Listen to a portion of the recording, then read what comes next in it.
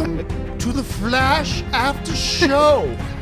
I can't do it anymore. Hi guys, welcome to the Flash After Show here on Collider Video, where we're talking about tonight's episode of The Flash, the return of the Reverse Flash. The Reverse Flash returns, the mom's dying, people are singing, Spivot's whining. It's all that kind of stuff and more. Episode 11 of Season 2, we're back from the break. My name is John Campea, I'm one of your hosts tonight, and sitting over here on my left, David Griffin. I'm so excited to talk about one of the... Hello! I was worried. I said, John, they killed your favorite character. Dr. Magoo is gone. Dr. Magoo. They saved Magoo. She's alive. Sitting over here on my right. Hey, John Rocha. Yes, they saved Magoo so she can talk like this again. With it in her eyes. Oh, no. Poor You're Amanda chopping Bays. me in the heart. I'm dying. And of course, over there on my far right. Hello, everybody. Kaori, Takee. Welcome, welcome. Okay, so we're here to talk about The Flash. We're going to welcome. We're here to talk about all the things we liked about tonight's episode, some of the things we thought could have been better about the episode, or overall thoughts and all that kind of wonderful stuff. So I gotta tell you, I missed our last week's episode, but I loved the episode itself. Yeah. And I had that you did. WTF moment at the end of last week's episode when Reverse Flash shows back up, and it's like, what? And then so it was really good to see that they actually followed through on that this week. But so we're gonna start with you. Before we do, I got to tell you my favorite part of the episode though, and it's happened right up front. Okay. And this would also be what I would qualify as my Cisco moment of the week. But that scene where you had Cisco and you had Wells just sitting at the desk monitors, and he starts slurping the coffee. Don't slurp. Don't slurp. Just these eyeballs. I don't know. That killed me. Absolutely killed me. Anyway, David, your thoughts on tonight's episode and the highlights for you. What were things that really stood out to you? John, I'm going to riff off you. I am going everything Cisco this week. Cisco, I thought was this episode saving grace. He was the best. And I love how his relationship with Harrison Wells is growing. In the first season, it was more like a father-son kind of relationship. Now it's almost like a big brother, little brother relationship. It's not so much the father-son anymore. I love that. Call it a little bit of a Laurel and Hardy relationship. I love how Wells developed the glasses for him. You know, now he can really vibe. At first, I thought when he was bleeding out of the nose, I thought it was because of the glasses. I thought it was because of the technology. I thought maybe Wells was doing it on purpose. They kind of looked at it and then just walked away, but it happened to be with the timeline. Just how they're just everything with. I think Cisco, they're using him so well this year. Like, he's slowly developing his powers. We're seeing him. He's not getting it all at once. Each week, I feel like he gets a little bit stronger to see him use it a little bit more. So I'm just happy that Wells and Cisco have such a good relationship. It's one of my favorite things. Yeah, I loved the Cisco stuff as well. I already talked about the one part there. Whenever Cisco talks, I still can't believe when I look back on like the first 2 or 3 episodes, I thought this show's pretty good, but this guy's going to annoy me every week. Yeah. And then he just grows to become the one thing I cannot miss every single week. So that's always been a really good part. I love the fact that they finally broke up Barry and Patty Spivot. I'm so glad that's done. And you know what? Here's the funny thing. I don't mind the character. I just never bought the relationship. I just never bought into it. And the fact that it broke up so easy is kind of a good thing about that too. Loved seeing Flash, Reverse Flash racing through the streets and stuff like that. Yeah. And I like seeing that Barry's actually, you see the progression of Barry now in his own power and his own speed, because before, when the Reverse Flash first showed up or revealed himself, it was no contest. But now Barry's beating his ass. Yeah. And I really love that. So that was really cool too. I thought he cut him off in the street. Yeah. He knew him so well. He's like, I know which way he's going to go. I'm going to cut him off. And as he was chasing him, I think, Rocha, you said, like, shouldn't he know the city better than he does? Yeah, I know he's got Gideon, the mobile app, but I mean, he knows the city better, and he tackled him. That was great. Tackled and then proceeded to beat the living crap out of him. Yeah. And I love that. I thought that was really great. So a lot of things that I really enjoyed about tonight's episode. Anyway, what are some of the things that stood out to you, Rocha? Yeah, I mean, everything you guys have said, absolutely. Cisco stuff, definitely Reverse Flash. I was so happy to see that character back, especially as Eobard Thawne. Like, to see it go backward and have him be not knowing what timeline he's in, who anybody is. You can see the beginnings. It's almost taking you back as a fan, if you've been loyally watching all the episodes, to go back to the beginning and see how this whole thing started and see how he was before he started to destroy Barry Allen. The weird stuff was that people kept giving him information. That was a little bit like, but I thought it was fun to do that, because logically that's the origin story. They would know giving him the information would lead to this stuff even when they were told. I'm not so happy about the Patty Spivot leaving, but I get it. It's the way it's got to go. I do think she was crafty as hell to pull what she pulled at the end. And I'm just a fan of seeing where this is going to go because I don't believe Wells. I think Wells set this whole thing up. I think Wells is playing the longest game through this whole second half of the season. Ever since he took that thing out of that dude's nose in the last Turtle's nose out of last episode, I have a feeling that the whole thing he set up vibe with the glasses, like if he knew what his triggers are, he's playing at a longer game. But at least that's my belief. What game do you think he's playing? I think he's 'Cause playing he's a trying to game. do He's trying to Zoom, save with his Zoom, daughter, with but you Zoom, think he's playing right. something beyond saving his daughter? Yes. Okay. I think there's something more at work here. It seems like because Zoom said to him, you got to do this. And he's like, I'm not going to do it. Well, your daughter dies. So he's like telling him all this stuff he's got to do. So I think he's playing the longer game. I think he set up the Cisco thing so he could send Reverse Flash back on purpose. So I don't know. That's my belief. One thing I'll say about Peace Piv's little, her little stunt at the end there. I need help on the train. I need help on the train. Okay, fine. She had to know. What was the point? She had to know. It didn't change anything. No. She already said she knew. So he comes and shows up. Was it just her way of being snooty to let him know that she knew? Like if it was if him showing up as the Flash changed something, and said, okay, now we know. Now you know that I know. Now I can come back to town with you. If it was going to change anything, but it didn't change anything. So what was the point? I think sometimes ladies just need to be right. When you know you've been lying to them, they just want to know. They want to hear it from your lips. I was waiting for her to go. Bad representation of ladies. I'm saving that for my negative box later in the segment. Well, let's go to your positive box Well, first. How big is that? What were some of the things that you liked? I like a lot of the elements in this episode, particularly, obviously, oh my gosh, I'm brain farting. Cisco? Yes, Cisco and Wells and how they play off of each other. And I know we keep talking about that. But even when Cisco was about to disappear, it seemed for a moment that Wells was more concerned about Cisco's survival than Barry was. Just even for a little moment, because Barry was like, I don't want to get rid of the Reverse Flash. I want to keep him here, And then Wells was like, well, you have to do it, So you know that Wells does have a strong liking. I feel like he really cares about I think I see those bonds starting to form. Yeah. I really do, yeah. Yeah, I think so too. And also, I feel that Caitlin and Garrick, that's the way, if you're going to do a romance, a side romance, that's kind of how it should be done. Because it's not too much, it's not too strong, but you know that they like each other and they care about each other. There's not a lot of makeout sessions, there's not a lot of emotions that just drive you crazy. It's a slow burn for their relationship. But it's a good pace. Yeah. I like that as well. And also, I have to give kudos to Iris's acting. Yeah. It's gotten a lot Yeah. better. I don't know whether she was taking acting classes during the summer or what, but No, I think they just gave her better material. It seems like they gave her better scenes, better material to do, so she stepped up to the plate as an actress would, because the stuff last year was so boring. Well, see, here's the thing. It makes me wonder about last year and what was really the problem. Yeah. Because was the problem that she just had to find her groove as an actress and to give better performances? Or was it the fact that, as we speculated before, the character herself was just so misused and put in the wrong situations and used the wrong way that it was almost beyond, like, everybody knows what I think about Laurel on Arrow, but I have actually defended the actress. I think she is a fine actress. I've just hated the way the writers have utilized and where they put the character and how they leverage her. And now I'm starting to wonder if, there was the fact that they misused her so much in the first season. Did that create the impression for us that she wasn't performing well? Well, now that they're putting her in a really nice situations where the character makes sense and she's being leveraged right, now we're seeing, oh, wait a minute, this girl can really act. Yeah. And now it's coming across.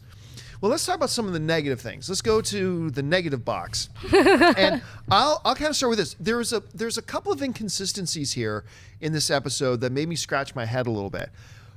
One of the biggest ones for me is the whole idea that, we stopped Eobard Thawne from going back to the future, so we've disrupted the timeline, so Cisco's going to die. Okay, yeah, but guess what? You saved Dr. Magoo. That was a violation of the timeline, too. You just changed that. How come that was fine? So there's a little bit of an inconsistency there. I'm going to get over it. But it's just, as I'm watching it, it's like, hey, that doesn't make any sense whatsoever. What about you, David? Was there anything that kind of stood out to you that you didn't like? I didn't like the scene in the hospital. It bothered me a lot between. See, that's weird. I did. Do you mean the I remember storyline seeing- or do you mean the scene? The storyline, the scene, the actors did a great Okay. job. Vanessa Williams playing Iris's mom did a fine job. Between the chemistry with each other was great. They didn't earn that scene. When you do all right, you bring Vanessa Williams on as Iris's mom. She comes in. His mom has been away for most of her life, doesn't know her, has no relationship with her. That's something that's powerful in and of itself. You can work on that for a long time, for a season or two, watching the relationship grow. Granted, she's dying, but then just to put her on death's bed, we see her healthy, seemingly healthy anyway, fine. Now she's on death's door, getting ready to, I don't know, she might, who knows, maybe she'll get better, maybe she won't. But they try to have this really emotional scene over this, and they haven't earned it. We haven't seen her in several episodes. You just can't throw her back in, have them start talking and crying and reminiscing and doing forgiveness, and that's not an earned scene. You have to earn that, and I don't think they earned that. I think the actors did a fantastic job within that scene, but they didn't earn that. I thought that was wasted. I'm going to respectfully disagree with you on that.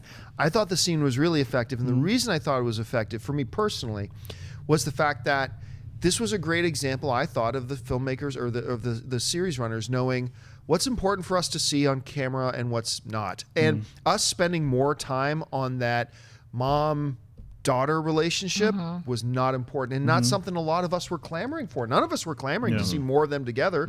And, they kind of announced she's dying. That's why she came back in the thing in the first place, town in the first place. And now they're just, okay, now let's move it along to the next scene. We don't need to see the scene because Joe had went to see her earlier. We didn't need to see that scene. We just need to know that it happened. They revealed it. Then they gave us that scene with Iris and her. And I got to tell you, as an audience member, I'm actually glad they didn't waste screen time developing that relationship because that wasn't really important. Anyway, that's just how I felt about it. Yeah. How did you feel about No, it? I agreed with No, David. I think I'm. Oh, okay. I thought. Yeah, I agree with David. Okay. Like I think for me it bothered me because you didn't get those scenes, John. And for me, I wonder if they shot those scenes and were like, oh, maybe Vanessa's not quite stepping up to the plate. Which no judgment either way. I mean, maybe they felt that way as people who created the show as showrunners, and they just didn't just cut those scenes and decided not to do it because. I agree with you. Like, we've got to see Joe connect to her to figure out, because it also gives us a whole nother level of Joe to see as well, for Joe to play with and create and develop their relationship and see them coming together. Because Joe doesn't have a love interest. Like, almost everyone else on the show has a love interest except Joe. He's a good-looking dude. Yeah, he he's a deserves a good-looking love dude. interest. He's Yeah. busy. Brother, busy. he should have That's somebody. true. He works So I mean, why not give him these colors to play? And I think as an actor, Jesse, I would want to play those colors as well. So I don't know. It seemed weird, but the actresses made it work, and it was touching. It was a good scene. and It it was was well- moving, yeah, and yeah. but- I mean, of course, I would love to see more in the development and how Iris came to forgive her and everything. But simply enough, I just don't think we really had time.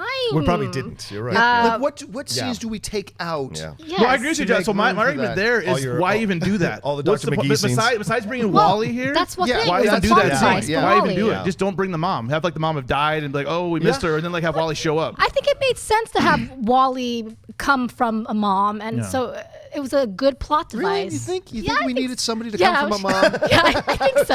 All right, that's It's vital, That's you bold. know? What a That's novel bold. idea. I like, Birds and I like the the way you bees. think. That's bold. I mean, because ultimately, right at the end of the day, she's not important. No. She's No. Yeah. strictly a plot device Yes. to bring in Wally, who Yes. will be a long form thing. So, but you raised a great point. I didn't really think about it that way. It's like, then did we even need that scene in Yeah. the first place? And I didn't think about that. That's a really good point. If not just to give Iris something like more scenes to act in, like we were talking about earlier, giving her more material. So it might have been they brought her in because it would help push her character along further as well. To kind of Can I mention I'm a little disappointed in Wally's character also because not just a character. he just go. Only if I can mention it too. Yeah. I mean, he just goes up and down in emotions. One moment he hates his dad, then he hates his mom, Right. and then all of a sudden he wants to have Chinese food with his dad, and then have Iris go with him to see his mom. I don't know, just not working out for me. No, I gotta say, I'm not happy with how they're using the character so far. It's a very uneven character. I'm not thrilled with the performance we're getting out of it. The actor's not saying now. Maybe that's another situation like season 1 with her, where it's like, hey, actually, she's actually pretty good. Another positive thing I should say about this, using Arrow as another example again. Right from Arrow season 1, episode 1, what I noticed throughout the first season and going second season is that you continuously saw the evolution of Stephen Amell as an actor. Like, he just really grew into that role, and he kept getting better and better and better. I liked Grant Gustin? I like Grant right from episode 1. But I haven't seen him grow a lot. But I think he started further ahead than Stephen Amell did when he was Arrow. You mean as an actor? As an actor, yeah. I thought Grant was like much better in season 1, episode 1 of The Flash than Stephen Amell was in season 1, episode 1 of Arrow. But we just saw him grow. And today's episode, I don't know what it is about tonight's episode, was the first time that I felt like I'm watching.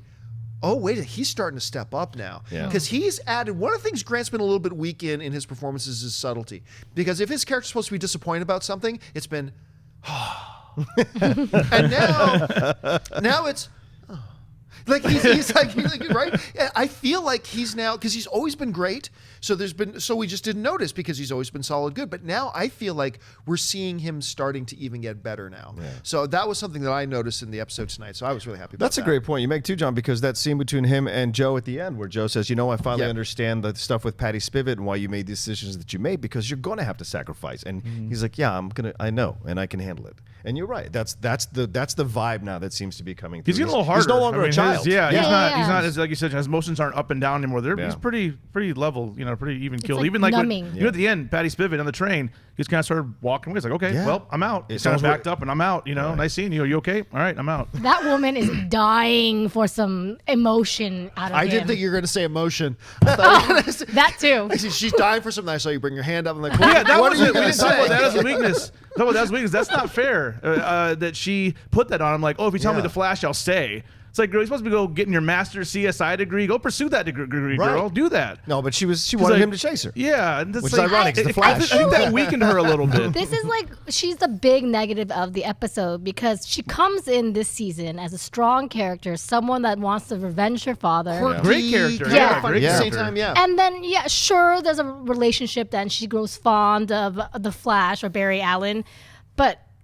she becomes obsessive about it, and it becomes a soap opera scene every time she's in it, especially this last episode. Especially the last 2 or 3. You're not sharing with me. So disappointed. I know. So disappointed because last episode she's saying, "I'm leaving. Goodbye." She does the, the big walk of peace out, and then she Big walk of peace out. She's like, hey, why haven't you called? Why haven't you? You said you were leaving. And then this episode she goes, "Look, I'm going to let you chase me. So why don't you let me stay? Tell me to stay. Please tell me to stay." That's a great point, because even though I never liked the dynamic between the two of them in a relationship, one of the things I said is that she was a really refreshing new character. And she, even though she was quirky in many ways, she was very strong. And when she told Barry, like, no, hey, look, if you're going to mess with this, I'm out. Yeah. And that was great. And then it comes down, then she becomes whiny, and then they make her go, like, I thought it was the ultimate sign of weakness when she's like, just tell me the truth and I'll stay. It's like, what? Come on, that's not consistent with this character. I understand you wanted to get rid of her, but come on. Let her go on a strong note. I mean, and that was bad enough, but then it was weakened again by, let me call Barry and make sure that he's the Flash on this train. So I'm going to cry wolf.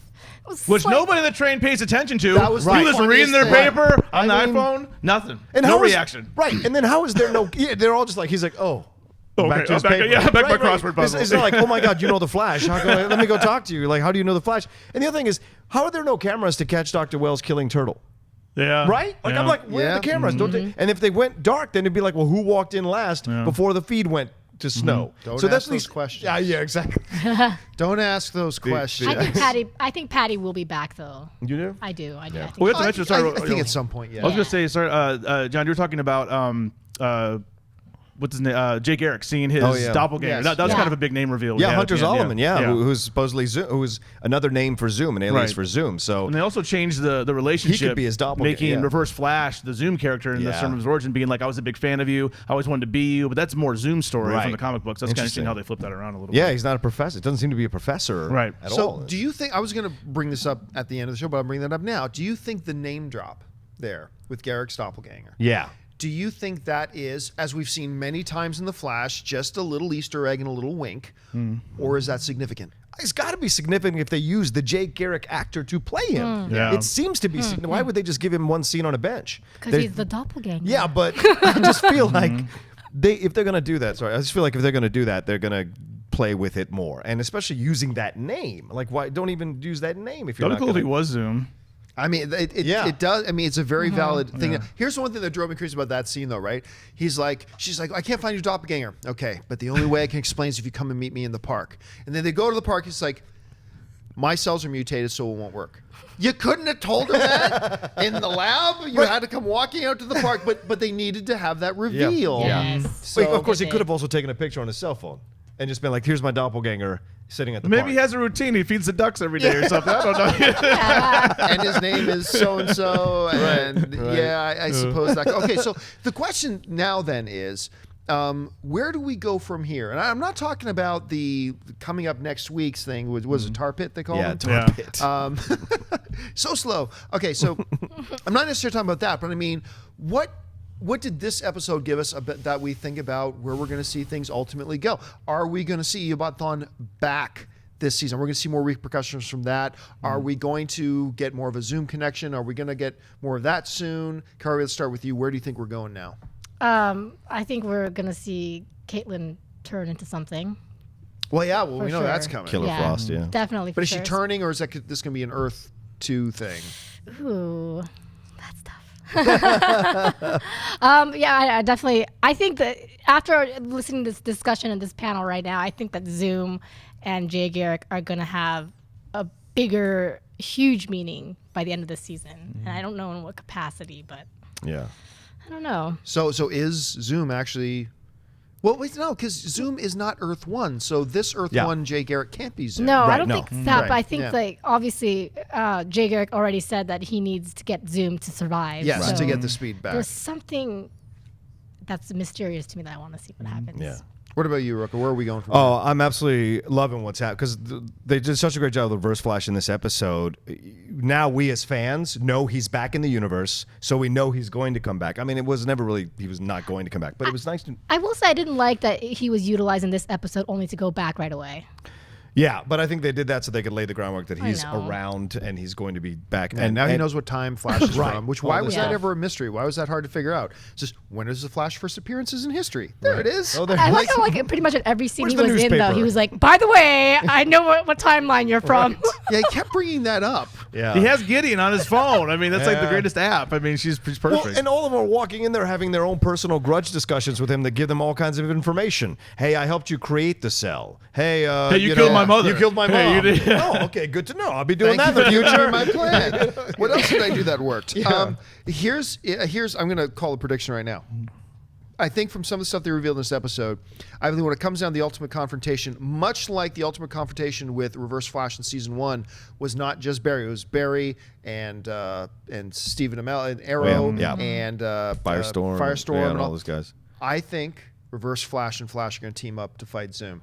Why? Because Zoom, if he's going around all the the universe's collecting speedster's speed, that makes him a threat to Reverse Flash. And I think Reverse Flash, after the kind of reveal there, I think Reverse Flash is going to have one of those nobody kills Flash except me. And so I think there might be a little bit of that as well going on. So I think we're going to see Reverse Flash and Flash team up against Zoom. Yeah, he could have this kind of obsession with him that he doesn't want him to necessarily die. He wants to keep torturing him, so he wants to keep him alive. That kind of sick obsession or connection with the guy. Yeah, it's certainly possible. What do you think? I think we're seeing Barry hardening his heart. He's accepting that he's ready to accept the sacrifice it's going to take to do what he does. Because, like you said, he's going to be doing this for like 100 more years. Yeah. I guess because he's got better aging because of his regeneration and all. He's basically Wolverine now, but he's been around for a long period of time. So I think that he's going to distance himself more and more from the group. I think something bad's going to happen. Not that somebody's going to die. I think he's going to kill somebody. He's going to have to kill one of these guys at the end. Either it's Reverse Flash again. I don't think that's going to happen. But Zoom, kill him. He's going to be dark. I think the next season. I think he's going to be in a tough place in season 3 when that starts up. You're talking That like would Rick be sad. Grimes. Going dark. I think he's going dark. He's going to Rick Grimes. Yeah. I don't think they're going to take him dark. I don't think they're I going to hope take him not. Not dark. permanently, just for a little bit. Yeah, He seems like I don't know, he just seems different. His attitude, the way he walked away from Patty in the train, which he should have done anyway, but the way he did that, he just looked different. He's just growing up. It doesn't mean that he's going to be dark. Flash just feels like more of a lighthearted. Yeah, they kind of show. got Arrow for that. Like, Yeah. Arrow's kind of their darker guy. You and- failed this city. failed this city. You have failed the sandwich. No, sorry, that's an inside joke. Okay, anyway. So that'll do it for us, guys, for this installment of our Flash recap show. Thank you so much for joining us. Hey, listen, make sure you jump down into the comments and leave your thoughts about this episode. What was the things that stood out to you that you loved? What are some of the things that stood out to you that maybe bugged you? And where do you think this season is going? We're off to, oh gosh, a great start to the second half of the season. I cannot wait to see where the rest of this thing goes. Anyway, so I want to thank the rest of the people on this panel with me over here. David, where can people find you online? Find me on Twitter at GriffinDE. I'll also be here tomorrow with Mr. John Campea talking about some Star Wars Rebels. Yes, we already saw the episode. Just gonna let you know.